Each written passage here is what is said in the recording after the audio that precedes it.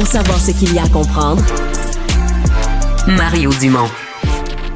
La rencontre Maréchal Dumont. Qu'est-ce que ça va changer dans nos vies? Je t'entends, je te comprends, je me fais l'avocat du diable. Personne n'a dit, pensez-vous que ça dénigre pas un peu le métier? Comment on change ça? Arrête de dire que tu vas le faire, puis fais-le. Bonjour Isabelle. Tu as vu, on était d'accord. Ben oui. Donc Donald Trump hier qui a perdu devant la Cour suprême, perdu dans sa tentative de faire reporter à peu près à jamais là, sa sentence. On sait qu'il est trop tard, il est coupable. Là. Le jury a tranché, il est coupable, mais là, c'est la sentence qui l'attend. Donc on va la recevoir ce matin. Exact. On a déjà exclu la prison. Il n'y aura rien de sévère. Là. Et je te prédis, et puis sincèrement, il ne faut pas être un grand devin pour ça, je te prédis qu'il va recevoir ce qu'on appelle chez nous une sentence bonbon. Même pas. Une sentence symbolique comme ça se peut pas. Un papier d'emballage de bonbons, mais sans même le bonbon dedans. Écoute, ça va être un bonbon vraiment très enrobé parce que, écoute, dans 10 jours, il va être président des États-Unis. Il est déjà en ce moment le président des États-Unis. Joe Biden, là, on n'en entend même plus parler. Et, alors, c'est clair mais ceux qui sont les anti-Trump, puis ceux qui ne l'aiment pas, hier se targuaient quand même sur les réseaux sociaux de dire...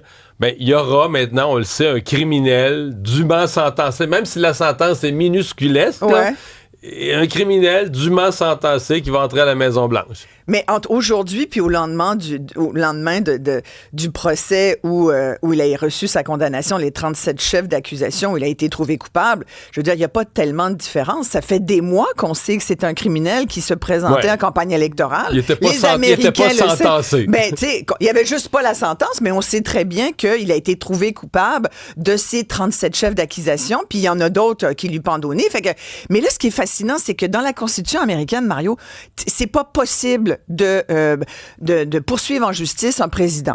Il va falloir attendre 4 ans. Alors là, à la rigueur, ils vont en appeler de la sentence, puis dans 4 ans, il repartira ça s'il veut, mais ou plutôt la justice américaine pourra le faire, mais pour le moment, c'est 4 ans. Écoute, juste pour ça, c'est une bonne raison pour lui de se présenter comme président à nouveau. Mais ça a il repousse le problème. Cette condamnation-là, en fait, le procès, les gros éléments qui sont sortis du procès, là, on va dire qu'il faisait mal paraître, et la condamnation, à chaque étape, il montait dans les sondages. Ça a été une période où il montait dans les sondages. Oui, parce que en même temps, il n'a pas arrêté d'être vocal. Il manquait aucune occasion d'aller rencontrer. De se présenter en victime. Complètement. Il a parlé de l'injustice du système. D'un système, c'est pas un système de justice américaine, mais plutôt d'injustice. Et ça, il parle... Pour beaucoup de gens, quand ils parlent comme ça... Écoute, je faisais un truc justement hier à mon émission où on parlait de justice.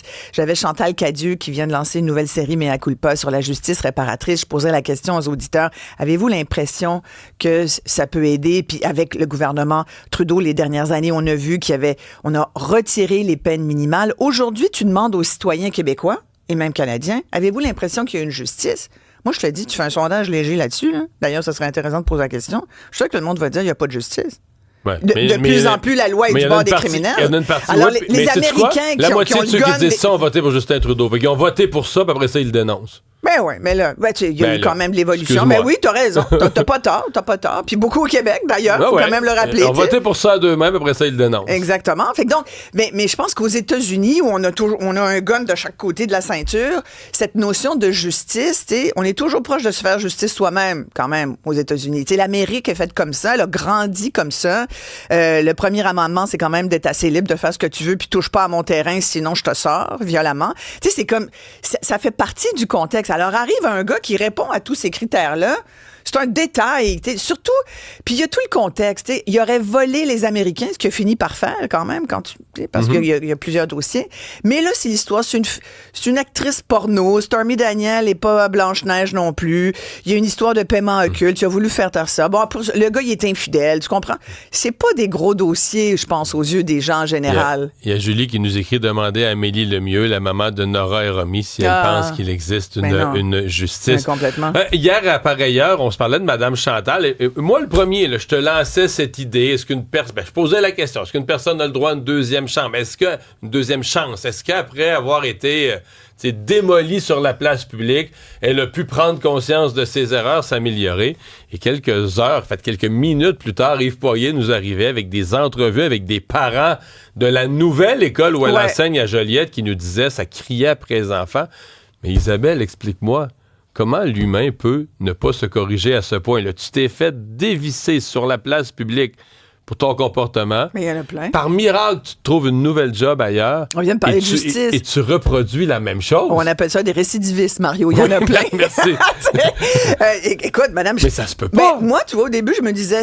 au début de toute cette affaire en 2023, je me suis dit, tu sais, on a parlé beaucoup des conditions de travail difficiles des enseignants, puis encore aujourd'hui, c'est pas tant réglé. Là, malgré le fait qu'on ait signé des conventions collectives, bon, il y a encore les mêmes enjeux. Moi, j'ai beaucoup de respect pour cette profession que j'ai eu l'occasion de pratiquer pendant une couple d'années quand j'ai commencé, puis sincèrement, au début de la vingtaine, puis sincèrement, il faut avoir une vocation. Et il y a des très, très, très bons enseignants. Je pense que Mme Chantal, c'est la pomme pourrie dans le grand panier, tu comprends? Mais une Mme Chantal, dans une école qui sévit, c'est une Mme Chantal de trop. Et malheureusement, moi, je racontais hier, justement, à LCN, que j'avais eu au moins, j'ai plein de souvenirs, 2-3 enseignants qui m'ont marqué pour des mauvaises raisons.